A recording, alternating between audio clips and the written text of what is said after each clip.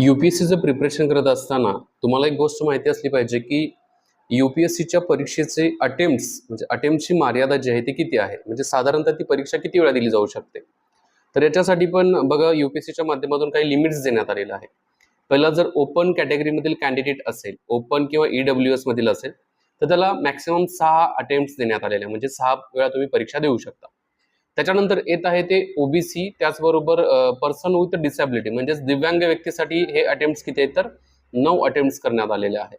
आणि त्याच्यानंतर आहे SC STच्या बाबतीमध्ये जे अनुसूचित जाती आणि अनुसूचित जमातीमध्ये असतील त्यांना मॅक्सिमम अटेम्प्टचं लिमिट जे आहे त्यांची वयोमर्यादा संपेपर्यंत, म्हणजेच वयाच्या 37व्या वर्षापर्यंत ते काय करू शकतात, तर परीक्षा देऊ शकतात. अशा प्रकारे जर अटेम्प्टची मर्यादा जर तुम्ही बघितली तर ओपन कॅटेगरीसाठी 6 आहे, ओबीसी साठी 9 आहे, आणि त्याचबरोबर SC STच्या कॅटेगरीमध्ये वयाच्या 37व्या वर्षापर्यंत अटेम्प्ट्स देऊ शकतात.